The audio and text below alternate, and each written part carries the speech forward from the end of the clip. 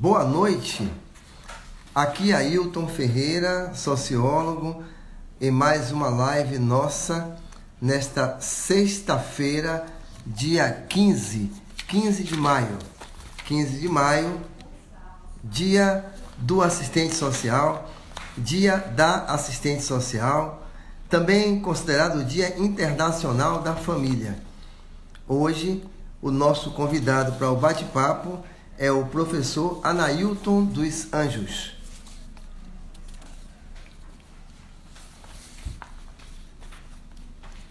Já cumprimentar as pessoas que estão aqui nesta sexta-feira, mais uma sexta-feira de um tanto tormento causado aí pelos desacertos do governo federal, do governo brasileiro. A cada fim de semana é um susto, a cada fim de semana é uma mudança. Mas a gente está aqui na resistência e na fé, cumprimentando as pessoas que estão chegando: Silvana, Larissa, Willa, Badá Percussão.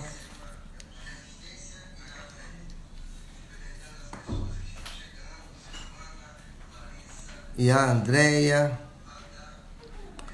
Jussara Santana. Hoje, 15 de maio, Dia da Assistente Social, Dia Internacional da Família. E por este motivo, estamos aqui vamos estar daqui a pouco com o professor Anailton dos Anjos.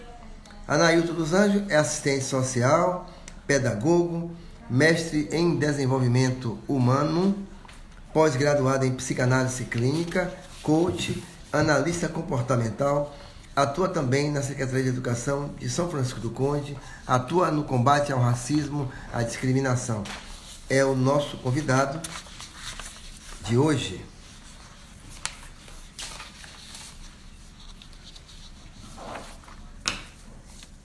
Aproveitar aqui, cumprimentar a Silvia Rita, a Jussara Santana, a Naide,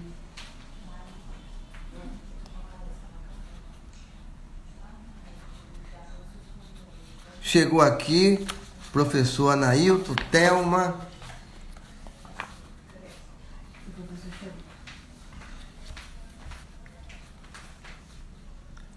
Aline Moreno, Thelma,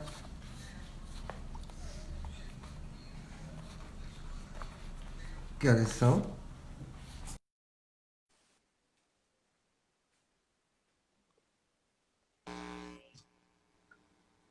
Professor Anailton dos Anjos. Olá, Tudo bem? olá, meu irmão. Tudo em Boa paz. noite. Como é que vai? Tudo em paz. Na alegria desse dia de hoje, na alegria do Dia do Serviço Social, renovando o meu compromisso ético-político diante desse quadro que é a realidade que a gente vive e vivencia o tempo todo. Que bom.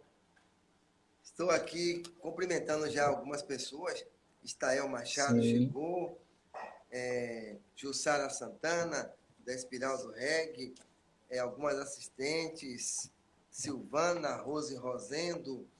E estou pedindo às pessoas hoje, desde da última live, eu estou pedindo para as pessoas, professor, mandarem o seu endereço, o seu bairro, né? sim. Caixa d'Água, Palmiúdo, Pituba, Liberdade, e dizendo como é que está a situação do isolamento social. Se tem bares, movimentos, pessoas fazendo festa de paredão, som alto no meio da rua, porque aí a gente não vai denunciar individualmente, né? Sim. Mas a gente vai avisar aos órgãos competentes que naquela região não está sendo respeitado. Aí cabe a eles ir lá ver o que é.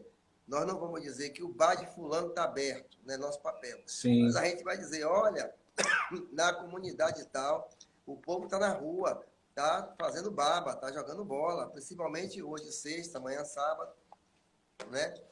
Mas hoje, professor, é o dia do assistente social. E ninguém melhor, Verdade. né, do que uma assistente social para falar sobre o dia do assistente social. Hoje nós fizemos um registro homenageando o dia, falando da importância da profissão, da importância científica da atuação do Sim. profissional. E o senhor é assistente social, pedagogo, mestre em desenvolvimento humano, pós-graduado em psicanálise clínica, coach, analista comportamental, atua na Secretaria de Educação de São Francisco do Conde, é um ativista no combate ao racismo, à discriminação. Sim. E é um sonhador com a sociedade melhor. Hoje, mais um susto na República. Com 28 dias, cai um ministro da Saúde, e eu sei que o assistente social e as assistentes sociais também estão muito envolvidos e envolvidas Sim. com a atividade de saúde. Aproveitamos esse momento para agradecer a cada profissional, cada homem, cada mulher do serviço social que se doa, que se entrega na missão de salvar pessoas, salvar vidas, fazer a relação difícil, às vezes, entre a família e a pessoa doente, e às vezes Sim. é quem avisa, sempre é quem avisa a família do óbito daquele paciente. Então, o serviço social é fundamental nos hospitais. E hoje também a gente inovou. Hoje eu procurei, que eu sei que o senhor tem fãs, e aí nós escolhemos aqui, tem 7 fãs, seguidoras, alunas, que mandaram, e amigas, que mandaram perguntas para eu responder, que eu farei na sequência. Começar... Deixa eu coçar até a cabeça. Deixa eu até coçar a cabeça. Pois é, mas fique tranquilo que é tudo gente nossa, entendeu? Então, hoje, a gente começa perguntando ao senhor o seguinte: dia 15 de maio de 2020, o que é que os assistentes sociais e as assistentes sociais têm para comemorar, registrar, falar sobre? Boa noite, seja bem-vindo, estamos juntos. Boa noite. Eu quero primeiro expressar minha gratidão à ancestralidade, mais uma vez. Eu sempre faço isso, eu peço licença à ancestralidade por poder ocupar esse lugar de fala, porque a nossa luta é histórica. Ocupar esse lugar enquanto homem negro é uma luta histórica. E por isso que eu quero salvar a ancestralidade, porque a gente está aqui porque existe uma luta ancestral que nos antecede. Depois eu quero agradecer ao senhor pelo convite e dizer que eu estou extremamente feliz e nervoso ao mesmo tempo. Eu costumo ficar nervoso com as lives que eu comando, geralmente, que eu faço a mediação na Conversa Rendida, que é o programa que eu criei no Instagram, mas estar na condição de entrevistado também me deixa duplamente nervoso. Mas não me permite jamais deixar de assumir esse lugar. Por isso, quando o senhor me convidou, eu nem pestanejei em relação a estar aqui ou não. Né? É meu dever estar aqui nesse lugar de fala. É meu dever enquanto homem ativista, não digo nem militante, mas ativista, muito mais do que militante, eu sou um ativista, e para mim estar aqui falando é um ato político. Todos nós, homens e mulheres negras, podendo estar no lugar de fala, podendo estar no lugar de uma predominância historicamente branca, é um ato político. E então eu, como assistente social, eu, enquanto um homem negro, é um ato político, como assistente social, duplamente é um ato político. Eu não sei os outros colegas, minhas outras colegas, enquanto assistentes sociais, mas eu, enquanto assistente social, eu acredito que nós temos o que comemorar, sim.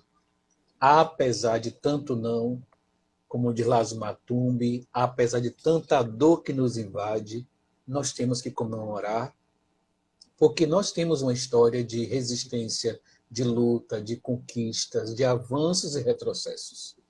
Né? Como eu vou parafraseando mais uma vez a música de Lulu, a vida é mesmo assim, dia e noite, não e sim. A vida tem esse movimento constante. E a gente tem o que celebrar, porque se a gente for contar nessa história toda, é muito comum você encontrar assistentes sociais em quase todas as áreas.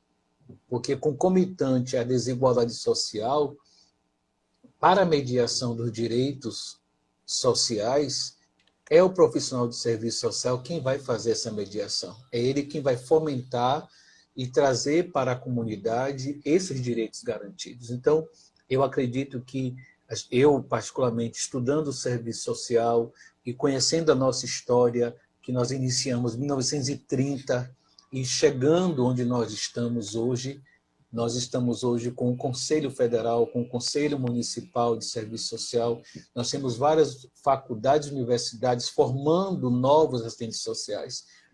Então, são novos sujeitos que ocupam lugar na sociedade, numa visão crítica, política.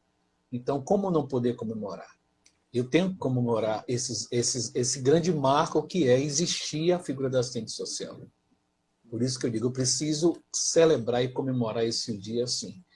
Se você perguntar, está satisfeito com tudo? Não. Mas eu quero celebrar que há um marco nessa história. A televisão hoje não noticiou que é dia do serviço social, né? Nós não fomos manchete nos jornais em momento algum. O dia do enfermeiro foi notificado, o dia do médico é notificado, o dia do serviço social não é.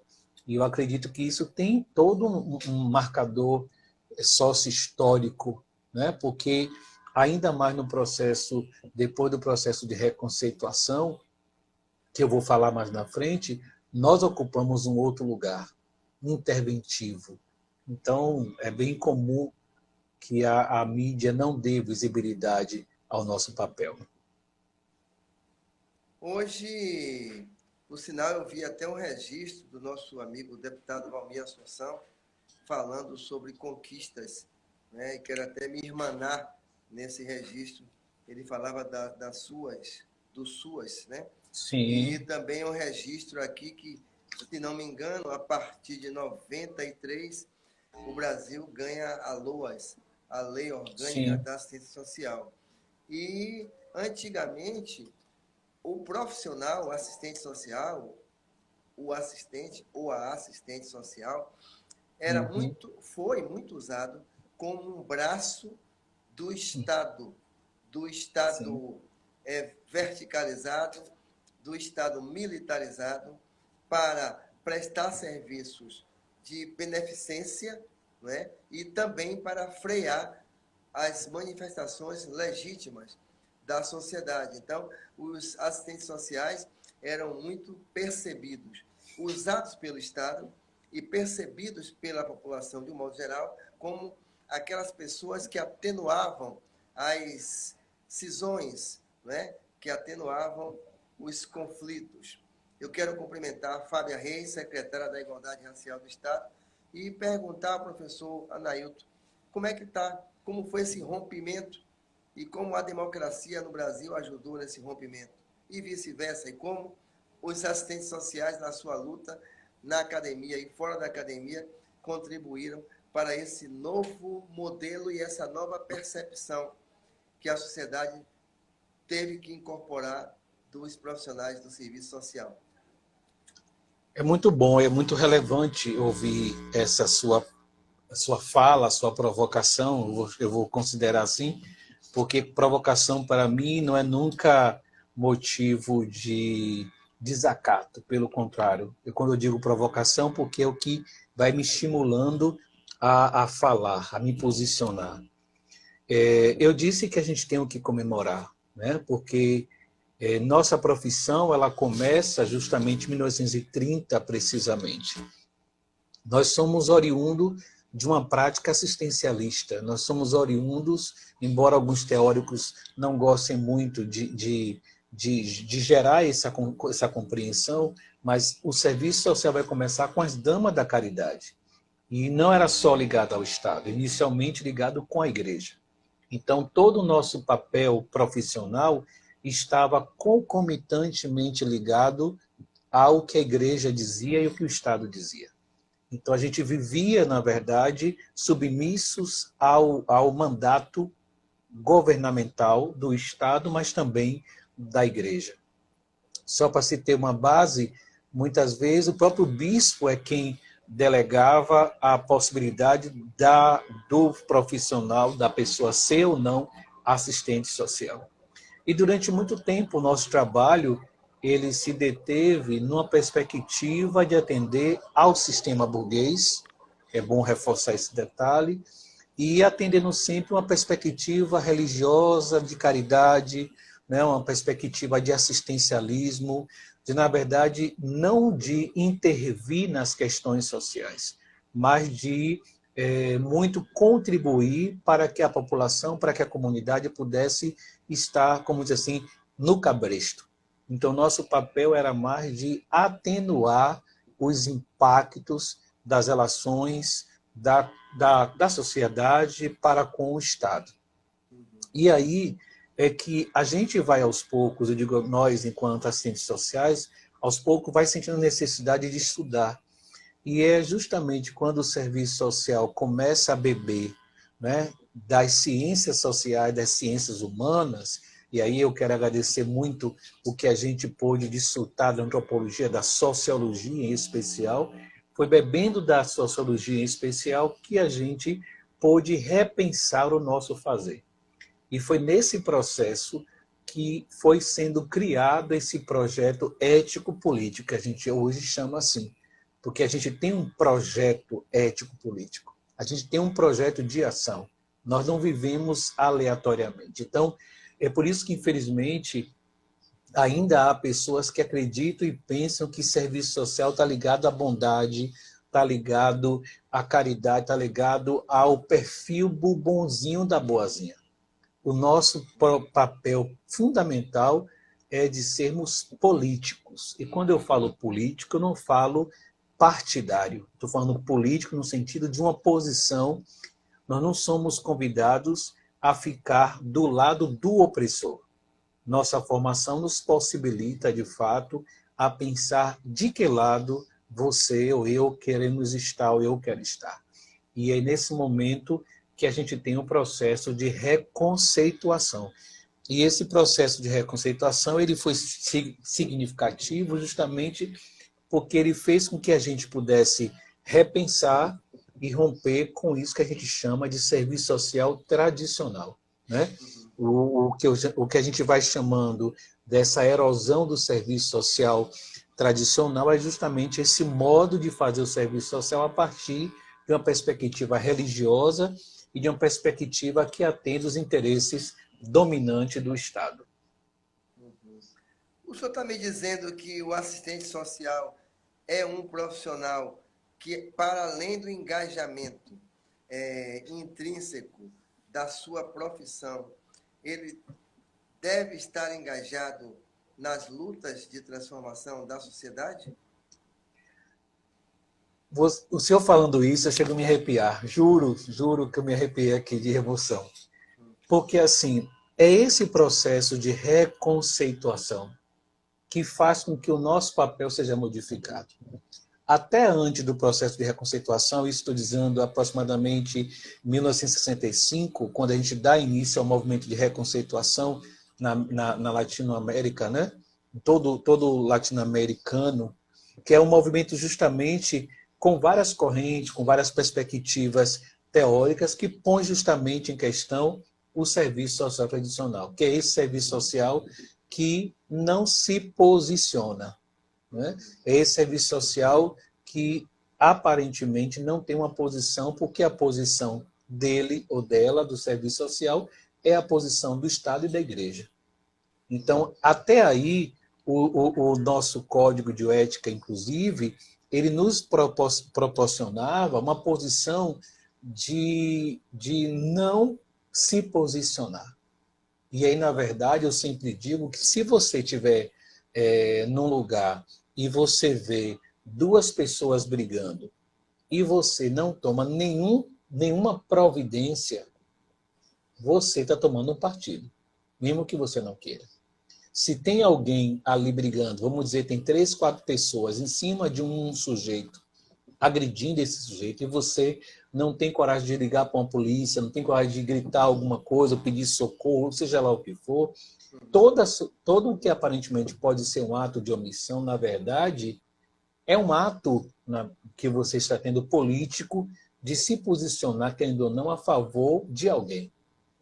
Então, quando o serviço social compreendeu melhor isso, e aí eu volto a falar, esse serviço social, e aí eu quero trazer uma fala que eu já deixei assim até reservado, porque eu sabia que podia ter uma conversinha dessa para mim, né? Que segundo o Neto, que é um dos nossos baluarte de formação, ele disse que a renovação do serviço social brasileiro demandou a laicização, né? Quer dizer, o país laico da profissão. Então, a gente era, ainda que o país dissesse que é laico, né? A gente vai dizer isso mais depois, mas antes disso, a gente vai romper com essa condição de ter uma profissão de fé para atuar de forma laica, né? Então, assim, eu não tenho dependência religiosa para ter minha posição. E ele diz que, com isso, instaurou um pluralismo teórico, político e ideológico, rompendo com a visão monólica, justamente vigente até os anos 60. Então, o que ele quer dizer com isso? Até aí, a gente vivia, como eu já disse, a base do posicionamento da igreja e do Estado. Com esse processo que a gente vai tendo, como eu disse, com a produção das ciências sociais, e a gente vai inserindo no serviço social um outro protagonismo no âmbito da cultura acadêmica. E isso possibilitou, entre suas tendências, óbvio, a constituição justamente daquilo que a gente vai depois chamar que é a intervenção de uma ruptura. A gente vai romper com essa forma do serviço social tradicional. Então, quando você vai falar de serviço social tradicional, está se referindo ao serviço social ligado à concepção religiosa. Então, eu estou fazendo isso por amor, fazendo isso porque é minha missão, fazendo isso porque Deus me quis assim. Até porque existia uma teoria muito perversa que dizia assim que se você nasceu pobre é porque Deus quis pobre e você vai morrer pobre. E se você nasceu rico, é porque Deus te quis rico. Então, dentro dessa construção, o serviço social não atuava para que esse sujeito repensasse esse lugar e repensasse por que, que eu estou pobre e por que, que eu nasci nessa condição de pobre. Naquele momento, cabia ao serviço social justamente fazer com que esse sujeito pensasse isso e aquietasse com isso, satisfizesse com isso, com essa concepção, alimentasse desse conceito. E a reconceituação ela vem provocar um outro know-how, vem fazer a gente pensar esse porquê, e para além do porquê, como se dissesse, se você quer riqueza, eu também quero. Se você quer ter conforto, eu também quero. Se você quer ter amor, eu também quero. Se você quer comer, eu também quero. É como diz a música, a gente não quer só comida, a gente não quer só auxílio, né? A gente não quer esse auxílio apenas emergencial. A gente quer justiça social. E essa é a concepção nova do serviço social. Por isso que, para a gente, muito mais do que auxílio emergencial, o que o serviço social hoje, uma vez pensando na conceituação, o que o serviço social quer é justiça social. Então, a igreja, como durante muito tempo, igreja e Estado caminhavam juntos, não é? Uhum. Então, a igreja praticamente orientou e normatizou essas relações e serviços de apoio ao Estado, utilizava algumas pessoas ligadas à religião para fazer esse tipo de serviço e orientava no sentido da, não diria nem dogmas, mas de princípios para manter o status quo, para manter uma solução que conservasse a situação. Ou seja, Deus dá o frio conforme o cobertor, não se muito por essa linha.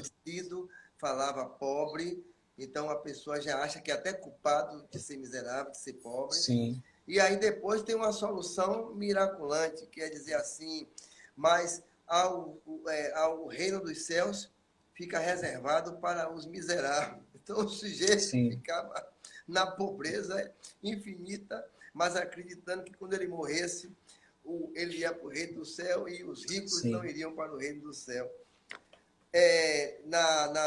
Lá em Ciências Sociais, a primeira coisa que a gente começa a discutir é sobre a falada neutralidade axiológica.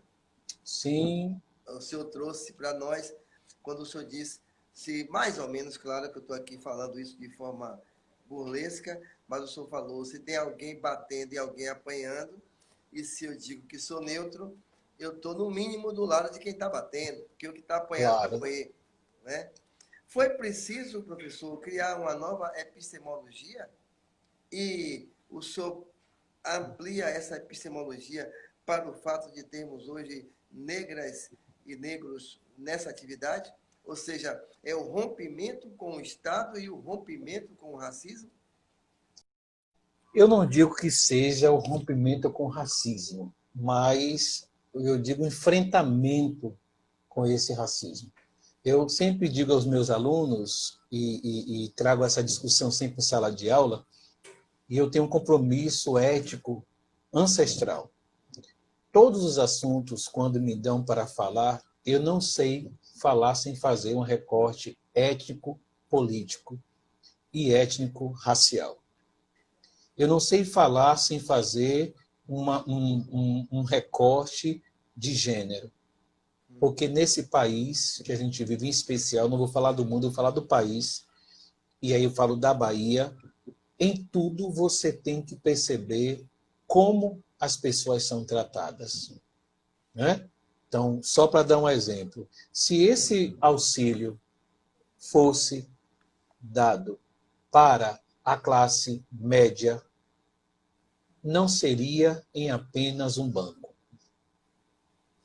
Não seria. Eu tenho certeza que outros bancos entrariam, lojas entrariam, outros materiais, outros lugares iriam entrar para justamente não expor essa população burguesa.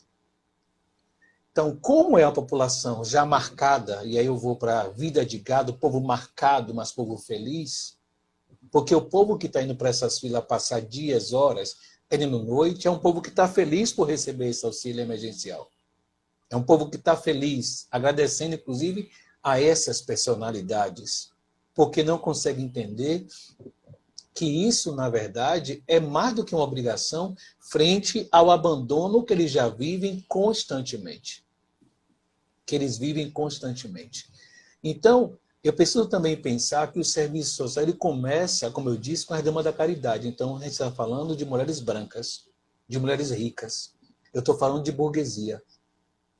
E durante muito tempo, o serviço social ele vai ser, embora uma profissão muito próxima dos pobres, né? dos que estão na vulnerabilidade, mas os seus agentes, que são as assistentes sociais primeiras, na sua maioria, se não totalidade, eram mulheres brancas.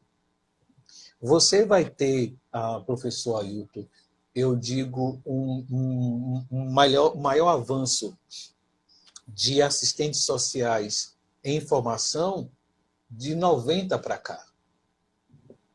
E depois que outras faculdades começaram também a ter o curso, não apenas a católica que tinha antes, isso fez com que polarizasse as possibilidades de outras pessoas, inclusive mulheres e homens negros, de poder entrar na universidade. Então, você tem um curso que, na verdade, nos seus currículos permanece embranquecido, mas que o seu público, majoritariamente, é um povo negro. Por exemplo, hoje, na faculdade onde eu leciono, nós temos um componente curricular que trata sobre questão étnico-racial. Quando eu estudei, não tinha. Eu tinha alguns professores que tinham a vida e tinham um trabalho como ativista nessa questão que trazia discussão para a sala de aula. Você tem algumas faculdades ainda hoje que têm esse recorte no seu currículo, mas algumas outras estão tirando dentro desse desmonte que nós estamos aí. Então, se eu entro no curso de majoritariamente negro, mas eu não estudo, não me dou de pensar esse lugar que eu estou, eu saio de lá, embora a pele preta, eu saio de lá com um discurso embranquecido, um discurso burguês. Então, não é apenas o fato de estar no curso, embora uma boa parte negra, que isso vai fazer com que eu saia dessa universidade, que eu saia desse campo acadêmico com uma consciência étnico-racial. Eu só vou passar por esse processo se por algum modo, de algum modo, eu for afetado por esse processo. Se eu tiver a oportunidade, ou no currículo, ou através de alguma situação que seja favorável. Caso contrário, eu sinto lhe dizer que o sujeito pode entrar negro e sair de lá achando-se, sem perceber, numa postura racista, reproduzindo práticas racistas, reproduzindo discursos racistas, inclusive tendo postura racista. Vale a reforçar, me permita, essa semana eu fiz uma live no Face, onde eu trazia uma reflexão acerca da lei do boi, né? Que é uma lei que muita gente desconhece. Uma lei criada em 1965, né? E que essa lei favoreceu a muita gente. Essa lei favoreceu a muitos fazendeiros. Eram as Porque cotas legais, né? quando a gente fala de cotas para negros, então a galera, inclusive pessoas negras que desconhecem essa história, acabam sendo contra, porque acha que está menosprezando, que está dizendo que a gente não é capaz, né? Quando na verdade não é que nós não sejamos capazes, não nos capacitam, não nos oferecem direitos igualitários. Mas mesmo assim, quando você vai para a lei do boi, eram homens brancos, fazendeiros e filhos de fazendeiro, mesmo que não fosse herdeiro de terra. 50% das vagas do curso de agricultura e veterinária eram para sujeitos fazendeiros que morassem na zona rural. 30% que morassem na zona urbana. E eu lhe pergunto, essa reserva de vaga para esses sujeitos ocuparem cursos de agricultura e veterinária era ou não era cota? Uhum. Claro, E claro. aí, e olhe que historicamente sempre puderam estudar. Então, quando o serviço social, por exemplo, consegue entender esse recorte da história, eu nunca iria ser contra as cotas enquanto sujeito negro. E aí é que vem a importância da minha posição enquanto professor, educador, assistente social em sala de aula. Teve cotas para fazendeiros, teve cotas para atender a ideologia do embranquecimento. Durante Sim, a que eu não quis década nem de falar 30, lá. né? Durante a década de 30, o Brasil, o Estado brasileiro, oficialmente estimulava a vinda, a imigração de Sim, europeus, sim, italianos e todos os que vieram para ocupar exatamente o Sudeste, com sim. financiamento público, com beneficiamento, Terra, semente, isenção de taxas, de impostos sim, e etc., para desenvolver o Brasil, porque achavam que uma população negra, mestiça e etc., indígena, não levaria o país ao desenvolvimento. Então, todos esses benefícios e incentivos fiscais, etc., foram dados a muitas famílias que se estabeleceram e construíram riqueza. E não é à toa sim, nenhuma dádiva divina que o Sudeste e o Sul são as regiões mais ricas do sim, Brasil, enquanto outras regiões são mais pobres. Então, o Estado brasileiro tirou dinheiro e deu dinheiro para pessoas fazerem riquezas. E quando você sim, fala em qualquer. Eu lembro agora do Haiti, de Caetano, quando você fala em democratização do ensino de segundo grau, né? E sim, aí aparece um deputado dizendo não, mas vai defender um direito ou outro qualquer. Então, a elite brasileira, ela não queria nem a Lei Áurea, ela foi contra a sim, Lei Áurea. Tanto que depois ela, ela conspirou muito contra o Império. O pessoal está pedindo para aumentar um pouquinho o seu áudio, parece que está um pouquinho baixo, né? Eu quero aproveitar, ok, registrar, agradecer aqui a Demilton Ferreira, Fábia Reis, Adailton Souza, Gilda Souza, Daniela Silva, Cláudia Fagundes, Malu Luiza, Jurema Teles, Helenice Alcântara, Valdíria Verdiano, Embilina, Janete Cleide, Cris Almeida, Jorge Horas, Estael Quianda, Rita Baiana, o povo aqui Teve outras pessoas que já entraram antes, entendeu? Que eu fiz o registro, e tem aqui, nós temos 30. É o meu que está baixo? Vou falar mais alto, então. Parece que eu que estou falando baixo. É bom que tenha um pessoal aí nas redes para mandar a gente consertar. É o pessoal de apoio.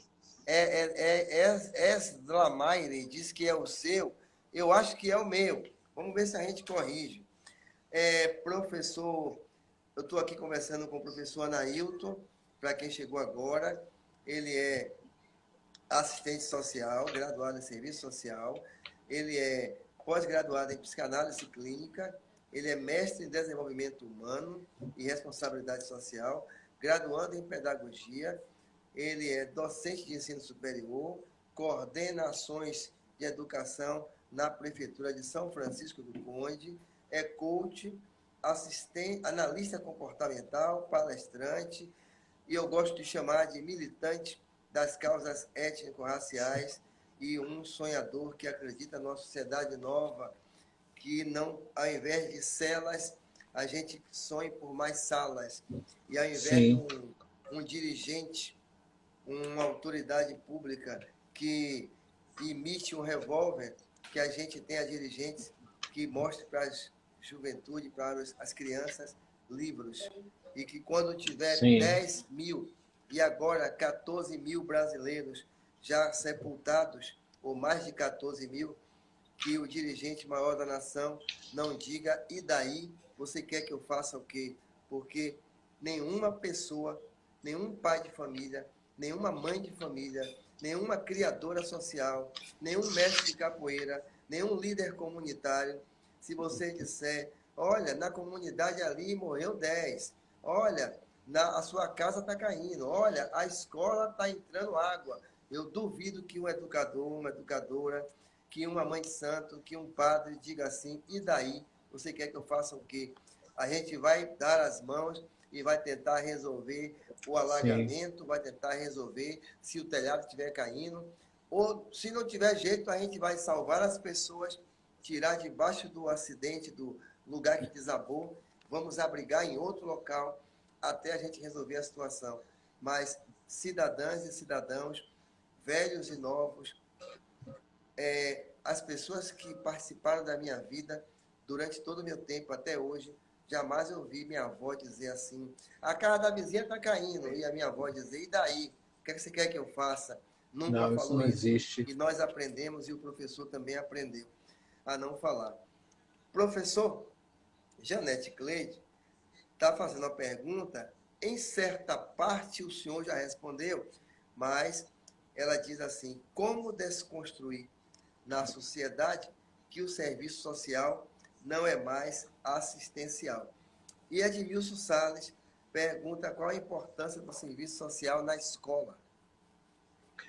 Eita, Lelé, são duas questões bem pertinentes. Primeiro, é como eu disse, é preciso que a gente atue. Essa live, por exemplo, é um instrumento de contribuição para desconstruir o serviço social, né? Nesse sentido de fazer com que as pessoas percebam, identifiquem que a gente tem atribuições específicas.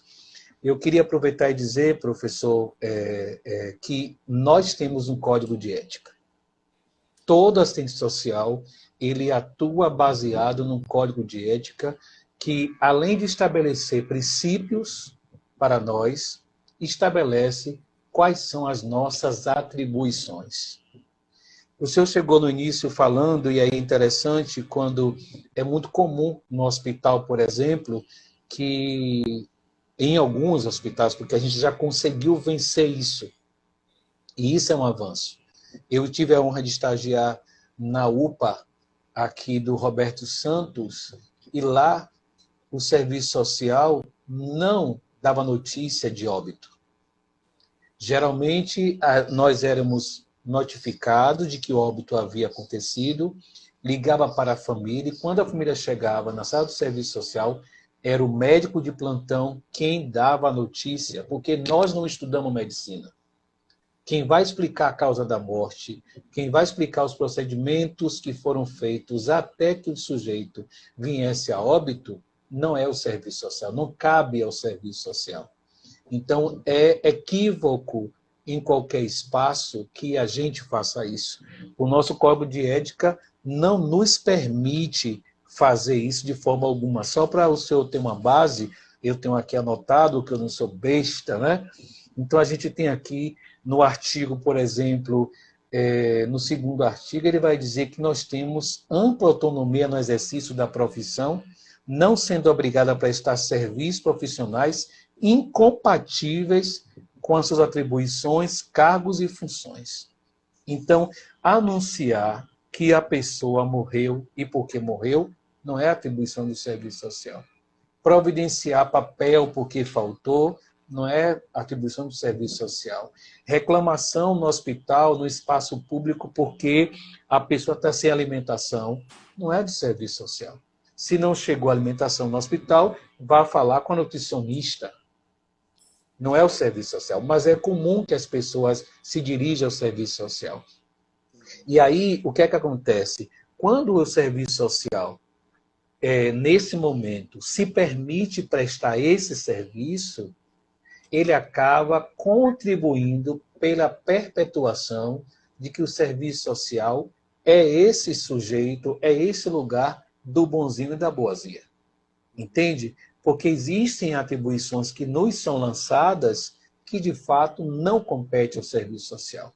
E é por isso que a gente precisa ser firme na posição, claro, como diz Che Guevara, ser firme sem perder a ternura, mas você pode dizer à pessoa, com todo o cuidado, de que não é atribuição do serviço social providenciar o alimento que atrasou porque chegou frio, ou então comunicar o óbito de uma pessoa, né? Não é atribuição do serviço social, não é, nem de amparar. E aí eu vou entrar na escola, né? E aí quem foi que fez a pergunta? Edmilson falou da escola. Pronto, Edmilson, eu quero agradecer por essa pergunta. É de grande relevância. Isso é uma luta que a gente vem travando há muito tempo. Eu quero aproveitar e saudar a professora Marcela, que hoje está no Conselho, né, de Serviço Social, e aí está com uma contribuição muito fantástica. Foi minha professora na graduação, eu tive a honra já de dividir uma fala na mesa com ela, pense que a emoção é, e eu me recordo que ela nos orientava muito em relação a isso, ao nosso fazer profissional, e ela vem numa luta constante para que exista o serviço social na escola. Professor, vale ressaltar que nenhum sujeito que vai à escola, ele vai aleatoriamente, ou ele, quando chega, como diz o ditado, problemas se deixa em casa. Problema você coloca atrás da porta. Não dá. É na escola onde emergem as questões sociais. O objeto do serviço social, o serviço social atua a partir das demandas que são oriundas da questão social. E a questão social para nós é justamente esse resultado, essa expressão concreta da desigualdade social. Como é que essa desigualdade ela reverbera na sociedade? Então, por exemplo, agora, a gente sabe que a ordem é fique em casa. A gente sabe que a ordem é isolamento. A gente sabe que a ordem é higienização. Isso a gente sabe, eu digo enquanto serviço social. Mas quando você vai para a realidade de quem você está falando, pode ser que lá não tenha água há mais de um mês. Pode ser que lá não chegou o dinheiro, e o dinheiro que chegou entre comprar o sabão para estar lavando toda hora a mão e lavar o prato, vai servir para lavar o prato, não para lavar a mão toda hora. Porque eu não vou nem falar de álcool gel, porque álcool gel está caro para uma população, para uma grande quantidade de população. Então, é pensar que na escola é onde toda a realidade desse sujeito vai estar emergindo, inclusive vai estar sendo refletida no processo da aprendizagem. Então, é muito comum você ouvir, eu atuo na educação, é muito comum dizer, esse menino não quer nada. Como é que ele não quer nada e vai para a escola todo dia? Tudo bem que às vezes esse menino vá, porque lá tem a merenda. Ok.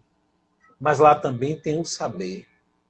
Talvez, ou com certeza, o assistente social numa escola, e aí eu falo de um lugar que eu não citei para o senhor aí, mas eu parei agora, mas eu quero salvar e agradecer a Luciana Melo, grande parceira, amiga, foi minha parceira e colega no processo de conclusão do curso de serviço social na FIB, e hoje eu estava tendo a honra de participar como preceptor de estágio no Colégio Carlos Marighella. E a gente vê nitidamente como a questão social ela está tão presente na escola. Como o serviço social é fundamental, porque o olhar do assistente social, da assistente social, o pedagogo não vai ter. O olhar do assistente social, os professores, por maior carinho, benevolência, atenção que eles tenham, não é o mesmo olhar. Né? Não é o mesmo olhar. A diretora, o diretor, por mais que sejam sensíveis, sejam abertos, o serviço social tem uma contribuição precisa numa escola. Porque a gente sabe que por trás da falta de aprendizagem, ou por trás da dificuldade de aprendizagem, da dificuldade daquele não chegar na escola limpo, de chegar no horário, existem questões sociais, existem questões econômicas, existem questões políticas, existem questões por trás. E é o serviço social quem pode trazer isso à tona, é o serviço social que pode desnudar essas questões que estão tão gritantes na escola e não são escutadas, que estão tão visíveis e não são enxergadas, porque nós somos preparados, enquanto assistentes sociais, justamente para estar analisando as questões, a realidade social. Por isso a gente bebeu e bebe das ciências humanas, a gente bebe das ciências, analisar as questões e, a partir dessa análise, desenvolver esse senso crítico e poder intervir. Então, o serviço social na escola, o que não falta é trabalho. Agora, eu te digo, o que encarece nosso trabalho é a falta de uma rede consistente e eficaz.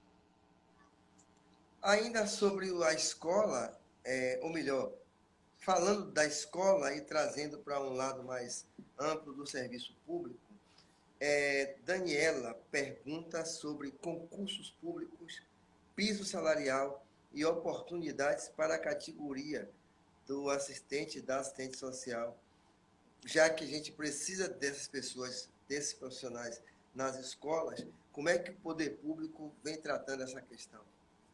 Tem concursos? Olhe, vem tratando, primeiro porque com esses seres, essas pessoas que estão nas escolas, eu costumo dizer de forma assim muito explícita que esses corpos não interessam ao Estado. Na sua maioria, são corpos negros. Né? Quem está na escola pública, na sua maioria, é quem está vivendo à margem da sociedade, que precisa desse amparo do Estado, do qual o Estado ignora. Então, a pergunta que eu faço é: por que e para que serviço social na escola? Se diretamente o mais importante é que esse sujeito não desenvolva as suas competências intelectuais nem cognitivas para ser um ser crítico e, consequentemente, político. Então, por exemplo, agora, é tão perverso você pensar em reafirmar o Enem, é tão perverso você pensar de que ainda se mantém o Enem, quando você tem uma rede pública parada, e mesmo algumas escolas que têm feito um movimento de alguns trabalhos remotos, uma boa parte dos alunos não tem condição de acompanhar porque não dispõe da tecnologia necessária. Dentro de casa, Dentro de casa. E aí, além de ter um computador, um celular, tem um Wi-Fi, né? Tem que ter uma internet boa, tem que ter condição de imprimir materiais para fazer. Não existe.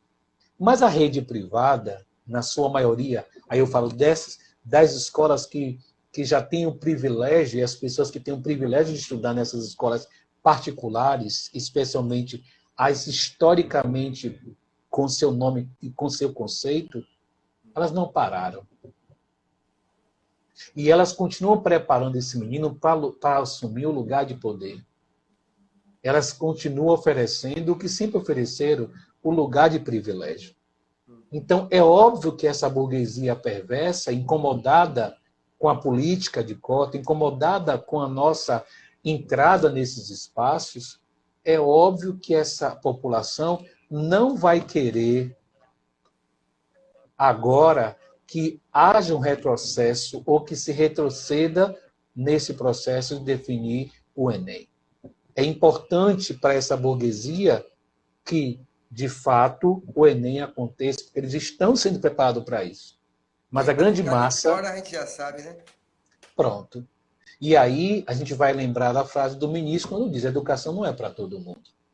Então, pensar o serviço social nesse tempo é desafio. Pensar serviço social na escola é necessário. Mas não interessa o Estado. Você está vendo que agora, com toda essa pandemia, poderia se providenciar uma forma de contratações, de chamar pessoas de concursos que foram feitos. Cadê? Então, como é que estão os médicos, enfermeiros, técnicos de enfermagem, os maqueiros, os porteiros?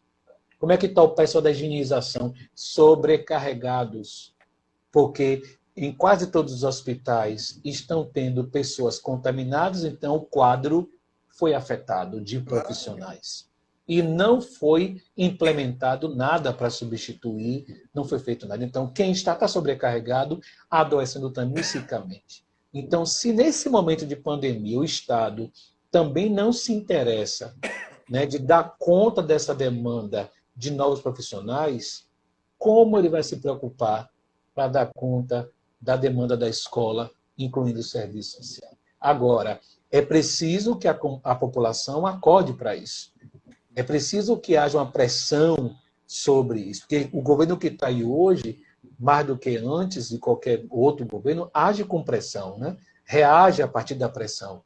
E se os estudantes da escola pública ainda eles não acordaram para começar a pressionar por meio das redes sociais, o Enem vai acontecer e quem mais uma vez vai ficar de fora, e agora muito mais de fora, é a população que não pode, não tem condição de estar estudando e se preparando para. Além de, se o Enem for dentro dessa estrutura que está posta hoje numa ação remota, é aí que você vai ter mais um outro grupo de pessoas de fora.